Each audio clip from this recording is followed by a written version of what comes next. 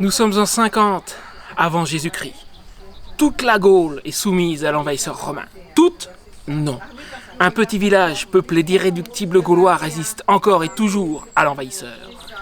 Par tout Atis, Seb. Nous sommes en 2023. T'es sûr? Oui. Donc attends, là t'es en train de me dire qu'on visite une villa gallo-romaine et il n'y a pas de Romains sur lesquels taper? Non. C'est pas Mais il y cool. aura un bon sanglier tout à l'heure. Ah, il y a un... Il y a un... je trouve même pas le mot. Il y a un festin. Voilà, Il y a un c'est ça, festin à la fin de l'histoire. Oui. Alors ça ira. Bon, du coup, je suis désolé. Pas de Romains, mais une villa gallo-romaine à Montmorin, c'est ça? Oui. À 12-15 km du camping où je suis depuis quelque temps, qui était sur ma liste, mais que je pouvais pas aller voir parce que 15 km à pince ça fait un peu beaucoup. J'attends toujours, au moment où je tourne, d'ici à ce que tu vois la vidéo, j'aurai le boulon pour le frein avant de Rocinante, mais pour le moment je l'ai pas encore, je pouvais pas y aller. Et Marc s'est très gentiment proposé avec sa Goldwing de m'emmener, et du coup on est là à visiter un truc où il n'y a plus de Romains depuis 2000 ans, à peu près, plus ou moins, ça doit être dans ces eaux-là. Ils nous ont trompés. Ouais, remboursé. Bon, allez, à l'attaque, on fait la visite. Alors déjà, première chose, quand tu as commencé la visite, tu te fais pas avoir. Moi, j'ai failli me gourer. J'ai cru que, tu vois, le portail qui est derrière moi. Quand tu arrives, on te dit, vous allez tout au fond. C'était là l'entrée originale de la villa, etc. Donc moi, je me suis dit, le portail qui est là, ça devait être l'entrée, puis il reste plus rien du mur. En fait, pas du tout. Le panneau qui est juste là, je vais te le montrer, je l'ai photographié, indique que l'entrée de la villa, voilà, il est marqué galerie de façade. Ben là en fait il y avait un mur. L'entrée se trouve là. Plus loin à gauche, on va y aller tout à l'heure, il y a des bains qui a priori doivent être encore totalement équipés de marbre. Toute la villa était pavée de marbre des Pyrénées en fait. On a, alors je sais pas encore très bien ce que c'est, mais je te trouverai des infos. Et puis si moi je sais pas, il y a quelqu'un qui sait, c'est Seb en voix off. Là il y a une construction gauloise a priori. Là il y a Marc. Bonjour Marc. Donc une villa, pas si grande que ça finalement. Au début j'avais l'impression que c'était plus grand. Dont il reste quelques murs, mais pas des masses de choses. On a quelques colonnes, des bricoles, mais c'est pas... bon, il y a 2000 ans qui sont passés. Hein. Et donc là, nous étions... comment elle a appelé ça? Je sais plus. Enfin, c'est la partie qui servait d'entrée à la ville, là. Oui, Quoi. Ça doit être marqué quelque part. Je le mettrai dans la vidéo. La villa de La Salle date du 1er au 5e siècle après Jésus-Christ. Elle est considérée comme l'une des plus grandes villas gallo-romaines du sud-ouest de la France. La construction de la villa a probablement débuté au 1er siècle et elle a connu plusieurs phases de rénovation et d'extension jusqu'au 5e siècle. La villa était un vaste complexe comprenant des quartiers résidentiels, des bains, des ateliers et des installations agricoles. Parmi les particularités de la villa de La Salle, on trouve de remarquables mosaïques au sol qui sont parmi les plus grandes et les mieux conservées de la région. Les mosaïques représentent des motifs géométriques, des animaux et des scènes mythologiques. En outre, la villa comprend également un système de chauffage par le sol appelé hypocauste qui était courant dans les villas romaines de cette époque.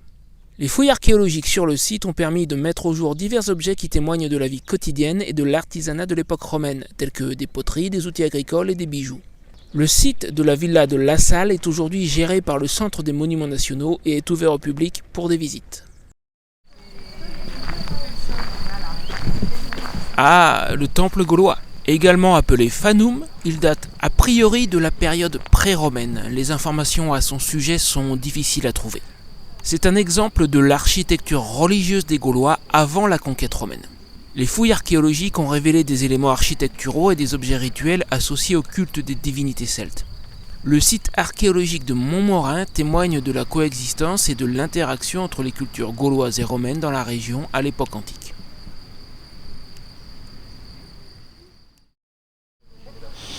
Alors là, nous avons un système que je t'ai déjà montré il y a bien 5 ou 6 mois maintenant. Quand je suis allé visiter les Baños de la Reina à côté d'Alicante, il y avait aussi un site romain, une villa romaine. Et il y avait aussi, alors je ne connaissais pas le nom à l'époque, mais il y avait aussi un hypocauste, c'est-à-dire un système de chauffage par le sol. Je vais te mettre un raccourci vers la vidéo en question si tu ne l'as pas vu. Donc ici en fait on est juste à l'extérieur de la villa. On faisait un foyer ici et des conduites amenaient l'air chaud jusque sous les pièces à chauffer. Dessous il y a des piles de briques réfractaires qui captent la chaleur et qui permettent de chauffer la pièce en question par le sol. Et donc quand je suis passé au Baños de la Reina, il y avait également un système de ce type où ils avaient même reconstitué un foyer. Là c'est pas le cas, mais on a l'emplacement en fait.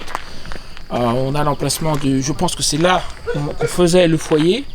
Et on voit derrière les conduites, des piles de briques, tu vois, comme celle-ci, et qui devaient, je pense, amener la chaleur vers ces pièces-là. Juste un peu plus loin, on a les bains. Dès que les touristes y seront plus, on va aller faire un tour. Alors, nous arrivons sur les bains. Alors cette partie de la villa a pour particularité d'être encore entièrement pavée de marbre des Pyrénées. Apparemment, d'après ce que j'ai compris, c'est toute la villa qui était comme ça à l'origine. Tiens, regarde. C'est, je pense, l'un des endroits les mieux préservés. En fait, on a encore de magnifiques colonnes et donc le fameux marbre des Pyrénées un petit peu partout. Les bains étaient un élément important de la vie quotidienne et sociale dans l'Empire romain. Ils servaient non seulement à se laver, mais étaient aussi un lieu de détente, d'exercice, comme tu vas le voir dans un instant, et de socialisation. Le complexe de bains de la villa gallo-romaine de Montmorin est composé de plusieurs pièces, chacune ayant une fonction spécifique. Le frigidarium, une salle froide où les baigneurs commençaient et terminaient leur séance de bain. Ils pouvaient également se rafraîchir dans une piscine d'eau froide après avoir visité les pièces plus chaudes. Le tepidarium, une salle tiède qui servait de zone de transition entre les zones froides et chaudes. Les baigneurs s'acclimataient à la chaleur et se préparaient pour les pièces plus chaudes. Le caldarium, une salle chaude équipée d'une piscine d'eau chaude et d'un sol surélevé chauffé par un système d'hypocauste que nous avons déjà vu. Les baigneurs pouvaient profiter de la chaleur et de la vapeur pour ouvrir les pores et se détendre. Le sudatorium, une salle de sudation comme son nom l'indique, similaire à un sauna moderne où les baigneurs pouvaient transpirer pour éliminer les impuretés de leur corps. Et enfin, le balneum ou piscina, une piscine d'eau chaude où les baigneurs pouvaient se détendre et profiter de l'eau. Les fouilles archéologiques sur le site de la villa gallo-romaine de Montmorin ont permis de mettre au jour des éléments architecturaux, des mosaïques et des objets liés au bain, offrant un aperçu de la vie quotidienne et des pratiques hygiéniques de l'époque romaine.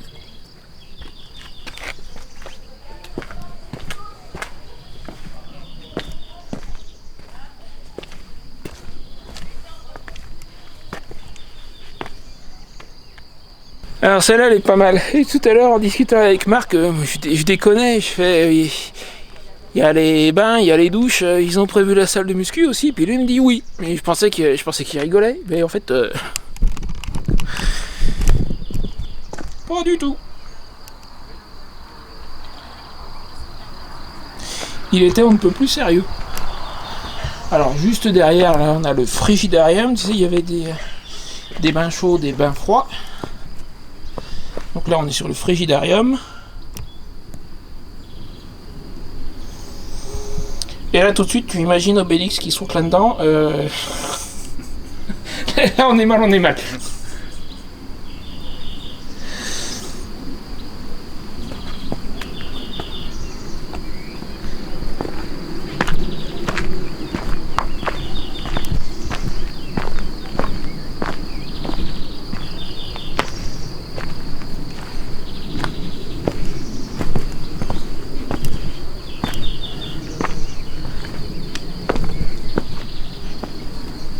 Il y avait réellement une douche en fait.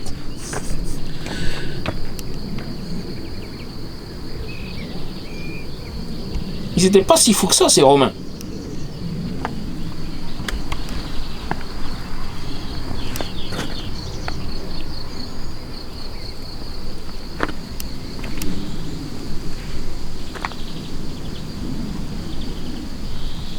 Et là regarde. Je suis pas sûr, mais le Seb en voix off doit pouvoir trouver l'info.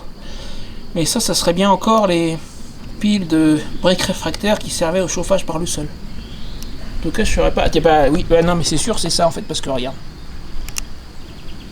Salle chaude, caldarium. Donc oui, c'est ça. Ça, ce sont les piles de briques. Et donc la chaleur du feu était acheminée jusqu'ici. Ou il y avait peut-être un autre foyer, il n'y avait peut-être pas qu'un seul non plus. Alors ici malheureusement une mosaïque que tu ne verras pas parce qu'ils la couvrent pour l'hiver et ils l'ont pas encore découverte, elle est protégée. Parce que par en dessous, ouais non même pas, doit y avoir une couche en plus. Il y a une double toile, ouais. Et donc là pour le coup on vient de sortir des bains et nous sommes dans la partie centrale, en gros la pièce à vivre quoi, grosso modo. Où il y avait des... alors malheureusement, qui ont disparu, il y avait des grandes colonnes apparemment. Je pense qu'on a encore les bases peut-être.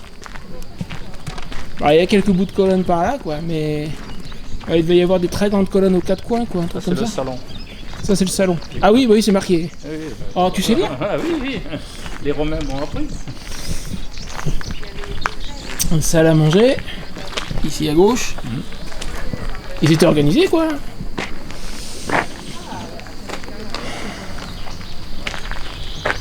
Bah, finalement, on disait tout à l'heure, c'est pas très grand, mais c'est juste une villa, c'est pas non plus un palais, hein, mine de rien. Alors, là, on rentre dans la partie d'été.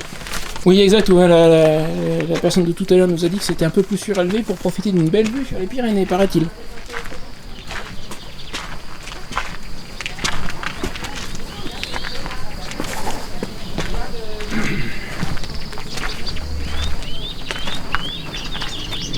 Alors là, qu'est-ce qu'on a? Il n'y a pas de panneau, t'as quelque chose sur le plan, sur ce... 49. Ouais.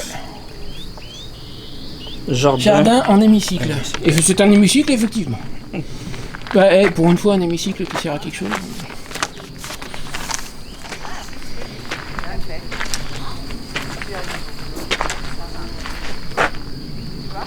Alors, à droite, c'est pas un jardin, alors? Alors ça, c'est la cour intérieure. Ah, parce que là-bas, c'est pas une cour, là, au milieu. C'est autre chose. D'accord. Là-bas, c'est 14. Péristyle. D'accord. Non, la cour. Ah non, la cour, ouais, non. Donc là-bas, C'est la cour, et ça, c'est la aussi. cour d'été. Ah oui, il y en a deux. Ça, c'est la cour d'été, d'accord. Avec des bassins jardinières dans lesquels ont été retrouvés des huîtres et des coquillages. Ouais. Voilà, Ah, ça doit être ça, les bassins. Normandie. Bah ouais, tiens. Après, il y a... Ils savaient vivre, hein. oui, c'est vrai.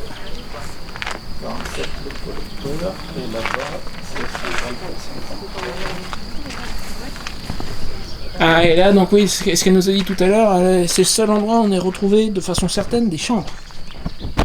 Antichambre, chambre. Non, c'est de la petite chambre, hein. C'est pas immense, hein. Enfin, celle-là, en tout cas. Après, si ça, c'est aussi une chambre, non, c'est encore une salle à manger, C'est la salle à manger, là, d'été. Mais je sais pas où ils voyaient les Pyrénées, parce que, enfin, bon, maintenant, c'est vrai qu'il y a les arbres, ouais, voilà. Ouais. Avant, les sapins n'y étaient pas. Attends, j'y rentre. Effectivement, ils sont censés avoir une vue, mais là, oui, il y avait peut-être pas les arbres à l'époque, oui, effectivement. Parce que là, pour le coup, la vue, sans doute, ouais. Donc là, on est dans la salle à manger. C'est là, le festin, non? Ouais.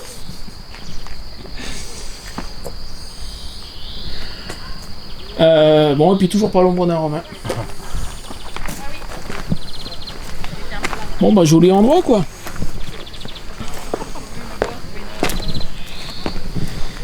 Donc, décidément, mais ça, c'est encore un truc que je pourrais pas transporter, c'est pour des endroits comme ça, ce qu'il me faudrait, c'est un drone. Ah oui. Tu l'as pas, toi? Non. Mais même si j'en avais un, je pourrais pas transporter. Je suis déjà à la limite de ce que cette petite moto peut porter. Ouais, alors c'est un peu embrumé, mais Marc avait raison, ce sont les arbres qui bouchent la vue, parce qu'on s'est un peu déplacé, et effectivement, d'ici, la vue sur les Pyrénées, on l'a. Par contre, c'est vrai qu'ils sont à la brume. Mais c'est vrai qu'à l'époque, s'il n'y avait pas les arbres, et certainement il n'y avait pas les arbres, bah, il va y avoir une vue. Bon, bah, je pense qu'on a dû faire à peu près le tour. Alors j'espère que Seb en voix off t'aura apporté des informations supplémentaires que venaient pas là sur moi, parce que j'avais pas prévu à la base de venir faire cette visite. Là, je suis venu un petit peu au pied levé. Mais normalement, tu as dû avoir des infos supplémentaires. L'endroit mérite le coup d'œil, c'est pas super cher, 4 €, c'est pas non plus le bout du monde. Et ils ont fait un truc de bien quand j'ai fait la villa qui est à côté des Baños de la Reina sur Alicante. Il y a quelques années, ils ont tout bétonné, tout aménagé pour les touristes, et je pense qu'ils ont perdu beaucoup d'authenticité du site. Là, c'est pas le cas, et franchement, c'est pas plus mal, je trouve. Voilà, n'oublie pas le petit j'aime, le petit commentaire, le petit partage, tout ça. Si t'es pas abonné, abonne-toi. Et je te retrouve pour la prochaine vidéo.